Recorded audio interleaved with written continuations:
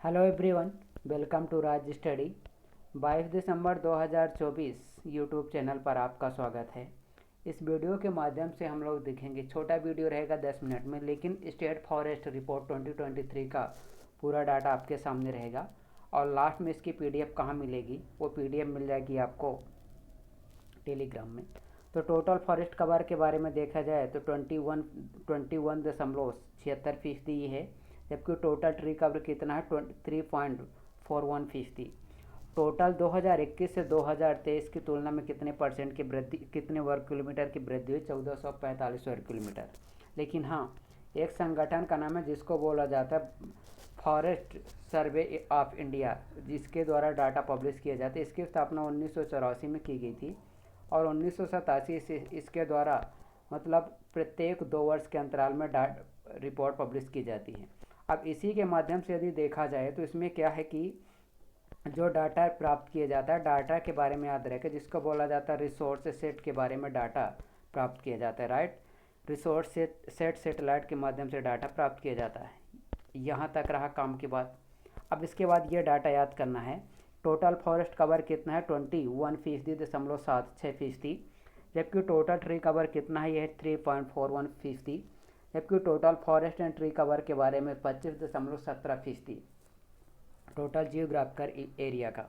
जबकि 1988 में India government के द्वारा फॉरेस्ट पॉलिसी का एग्जीक्यूट किया गया था, जिसके अंडर कुछ प्रोविज़न किया गया था। मेन टारगेट ये था कि प्रत्येक यानी कि इंडिया के टोटल जियोग्राफिकल एरिया का 33% कवर होना चाहिए।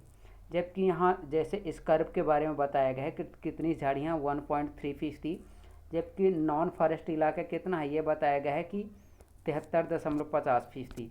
अब ये डाटा हमें याद करके रखना, ये इमेज जिसके माध्यम से पूरा डाटा याद करना। जैसे पश्चिमी घाट हो गए, ईस्टर्न घाट, वेस्टर्न घाट, नॉर्थ ईस्ट इंडिया, एमपी हो गया, उड़ीसा, गुजरात, यूपी, ये तीनों ही राज्य देखा जाए। जैसे यहाँ ये मैदान, ये मरुस्थल मैदानी, जैसे यहाँ पहाड़ी इलाका, यहाँ ऑक्सीजन की कमी के कारण यहाँ फॉरेस्ट नहीं पाई जाती। ये देखिएगा कि total forest and total tree में सर्वाधिक वृद्धि देखा जाए तो छत्तीसगढ़, यूपी और उड़ीसा आ जाएंगे, 3 स्टेट। और आगे देखेंगे ये डाटा कि यदि फॉरेस्ट में देखा जाए, टोटल फॉरेस्ट में कौन से स्टेट ऐसे जो वृद्धि की है? मिजोरम, गुजरात और उड़ीसा। तो इनका स्ट्रक्चर किस प्रकार से बनेगा? यहाँ हो जाएगा मिजोरम, गुजरात और उड़ीसा, ऐसे बन जाएगा। लेकिन क्षेत्रफल के अकॉर्डिंग यदि देखा जाए तो सर्वाधिक वन फॉरेस्ट कवर और वृक्ष कवर दोनों में है शीर्ष स्टेट के नाम। तो ये इसका इमेज कैसे बनेगा? एमपी, अरुणाचल प्रदेश और महाराष्ट्र। जबकि पिछले साल कौन था? छत्तीसगढ़। लेकिन छत्तीसगढ़ आ जाएगा। टोटल फॉरेस्ट और वृक्ष में सर्वाधिक वृद्धि दिखाने वाले शीर्ष स्टेट के बारे में ये अपन तो हो ही गया डाटा। क्षेत्रफल के अकॉर्डिंग देखा जाए तो ये है। लेकिन टोटल जैसे जियोग्राफिकल क्षेत्र के संबंध में वन फॉरेस्ट के बारे में देखा जाए परसेंटेज के हिसाब से, तो लक्षद्वीप का स्थान पहले आता है, सेकंड नंबर पर आता है लक्षद्वीप, और दूसरे नंबर पर यहाँ जाएगा मिजोरम, तीसरे नंबर पर अंडमान एवं निकोबार द्वीप समूह। और अगला डाटा देखिएगा कि 19 राज्य एवं केंद्र शासित प्रदेशों में 33% से अधिक जियोग्राफिकल एरिया में फॉरेस्ट पाया जाता। जबकि इंडिया के 8 स्टेट ऐसे हैं जिनमें देखा जाए तो मिजोरम, लक्षद्वीप, अंडमान निकोबार द्वीप समूह, अरुणाचल प्रदेश, नागालैंड, मेघालय, त्रिपुरा और मणिपुर में 75% से अधिक वन क्षेत्र है, राइट। टोटल मैंग्रोव वन के बारे में देखा जाए 4992 वर्ग किलोमीटर। इनमें से देखा जाए तो पहले स्थान पर हो जाएगा वेस्ट बंगाल, दूसरे पर गुजरात, तीसरे पर अंडमान एवं निकोबार द्वीप समूह, राइट। ये हो गया डाटा। और अगला डाटा देखिएगा, पूरा डाटा हमारे काम का है। भारत के फॉरेस्ट और वनों के बाहर के बारे में देखा जाए, टोटल ये कार्बन कैप्चर की क्षमता कितनी है? ये 6430 मिलियन घन मीटर के बारे में अनुमानित है। कार्बन स्टॉक के बारे में ये भी डाटा के उतना काम कर, लेकिन डाटा ये है कि कार्बन कैप्चर में देखा जाए तो कुल कार्बन स्टॉक में जो वृद्धि हुई है 262 मिलियन टन घन मीटर की वृद्धि हुई है, राइट। अब इसके बाद जो अगला हमारा डाटा है, ये डाटा देश में बांस वाले क्षेत्र का विस्तार कितना हुआ है? तो 1,54,000 वर्ग किलोमीटर की वृद्धि हुई है। और 2000 में देखा जाए 2021 और 2023 की तुलना में तो 5000 वर्ग किलोमीटर की वृद्धि हुई। और अगला डाटा है कि कार्बन पृथक्करण से संबंधित जो एनडीसी के अंडर में जो टारगेट रखे गए थे, तो उसमें देखा जाए तो भारत का जो देखिएगा कि भारत का कार्बन स्टॉक कितना है, तो 30.43 billion ton CO2 carbon capture की क्षमता है।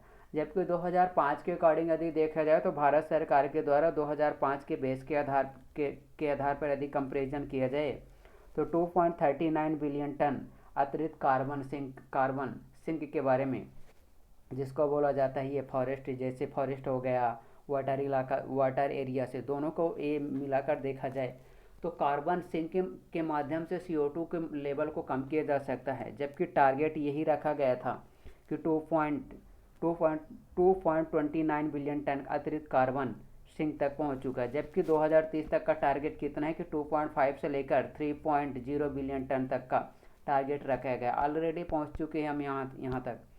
अब यह कि जैसे फॉरेस्ट रहता है, फॉरेस्ट को कितने डिवीजन में बांटा जा सकते हैं, एक जिसको बोला जाता वेरी डेंसिटी फॉरेस्ट, जिसको बोला जाता मॉडरेट, फिर इसके बाद ओपन, और इसको बोला जाता है झाड़ियाँ। तो इसमें देखिएगा जिसका कैनोपी 70% से, कैनोपी मतलब समझ, जैसे ये पेड़ हो गए, ये पेड़, ये पेड़, ये पेड़, ये पेड़, ये पेड़ में ऐसा है कि यहाँ से इतने घने घने यहाँ पेड़ हैं कि इसके ज़मीन की पूरी छाया रहती है, ज़मीन को ऊपर से कैप्चर कर लेते, इसको बोला जाता है कैनोपी। तो जिसका कैनोपी 70% से अधिक है वो वेरी डेंसिटी आ जाएंगे। जिसका कैनोपी 70 से 50 के बीच में रहेगा उसको मॉडरेट में। जिसका कैनोपी 7 से या 10 से 50 के बीच में रहेगा उसको बोला जाता है ओपन। ये रहता है झाड़ियाँ, ये जितने और इसके अलावा जितने भी रहेंगी उनको बोला जाता है स्कार्बेनी की झाड़ियाँ रहेगा, राइट। तो ये हमारे काम का डाटा रहा। अगला जो हमारा डाटा है कि ये टोटल जियोग्राफिकल इलाके बारे में के एरिया के बारे में देखा जाए तो ये देखिएगा कि ये जैसे रिपोर्ट के अकॉर्डिंग है कि जैसे टोटल जेनेट सोयाबीन की शुद्ध बोया गया इलाका कितना है, ये शुद्ध बोया गया इलाका कितना है 42.89%। जबकि करेंट फ्लो के बारे में देखा जाए 4.03% है। ये कल्चरेबल वेस्ट लैंड के बारे में 3.3%, जिसको बोला जाता है जैसे सैक्रेड ग्रोव्स के बारे में अक्सर जैसे सुना होगा आप लोग। Reporting area fall land utilisation 93%। जबकि इंडिया का 26.7 ये परसेंट जो इलाका ऐसा है जिसको जहाँ तक अभी लोगों की पहुँच बढ़ी ही नहीं। तो आखिरकार कहीं ना कहीं इसको लेकर जैसे देखा जाए कि नहीं है कि इंडिया में कुछ ऐसे भी फॉरेस्ट इलाका जहाँ तक लोग अभी पहुँचे ही नहीं उस पहाड़ी इलाके तक, समझ रहे हैं। और फिर इसके बाद जैसे वन आवरण के बारे में, तो वन आवरण जैसे बताया गया जिसको बोला जाता है 7,15,382 वर्ग किलोमीटर। टोटल जियोग्राफिकल एरिया का 21.76%। जबकि वृक्ष आवरण के टोटल ट्री कवर के बारे में ये है 3.41%। जबकि टोटल वन आवरण टोटल वृक्ष आवरण के टोटल को जब मिला लिया जाए तो उसको बोला जाता है टोटल फॉरेस्ट। टोटल ये 18वें नंबर की भारतीय वन रिपोर्ट थी, तो वो कितना है 25.11% है। झाड़ियों के बारे में देखें 1.33% है टोटल जियोग्राफिकल इलाका का। टोटल जियोग्राफिकल शीर्ष मैंग्रोव वन वाले जैसे राज्य के बारे में पश्चिम बंगाल 42%, गुजरात 23%, अंडमान एवं निकोबार द्वीप समूह 12%। सर्वाधिक वन क्षेत्र वाले जैसे राज्य के बारे में देखिएगा सर्वाधिक वन 77,073। तो आखिरकार ये जब MP का आएगा तो उसमें देखिएगा 77,473 ये घट चुका है जहाँ तक मुझे पता है, क्योंकि पहले इतना नहीं था। फिर भी देखा जाए तो सर्वाधिक वन क्षेत्र वाले जैसे MP, अरुणाचल और छत्तीसगढ़।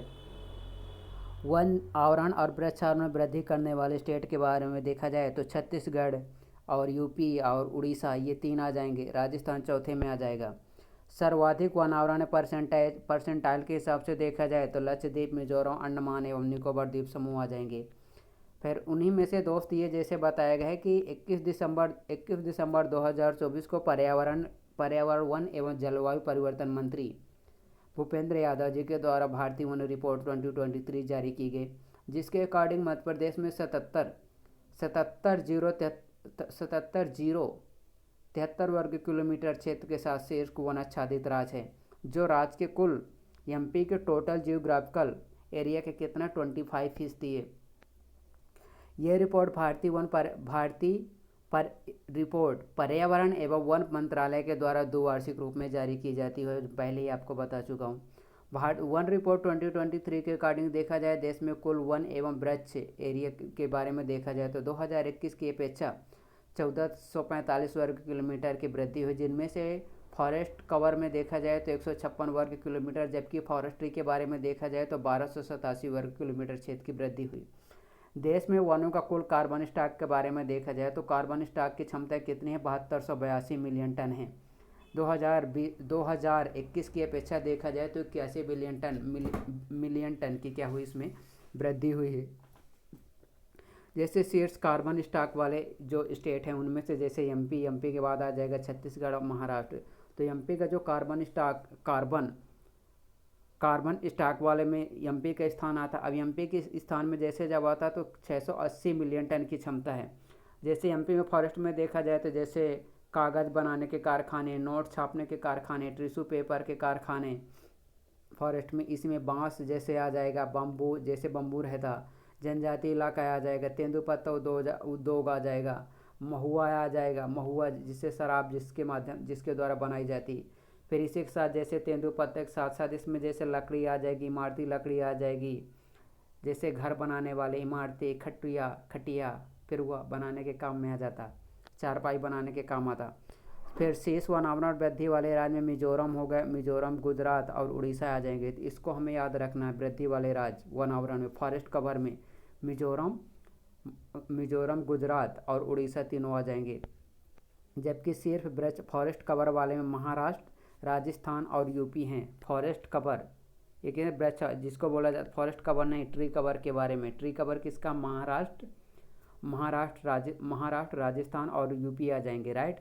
तो ये रही आज की टोटल रिपोर्ट। इस टोटल रिपोर्ट के अकॉर्डिंग देखा जाए तो जो एफडीजी इंडेक्स 2015 से लेकर जब देखा जाए 2015 से 2023 तक के जो टारगेट रखे गए थे, इन टारगेट के माध्यम से हमें कुछ न कुछ प्राप्त करना है। तो क्या ये टारगेट के माध्यम से पूरे हो सकेंगे टारगेट? तो इस वीडियो के अधिक से अधिक लाइक एंड सब्सक्राइब अवश्य करिएगा, right. Thank you very much for watching of this video.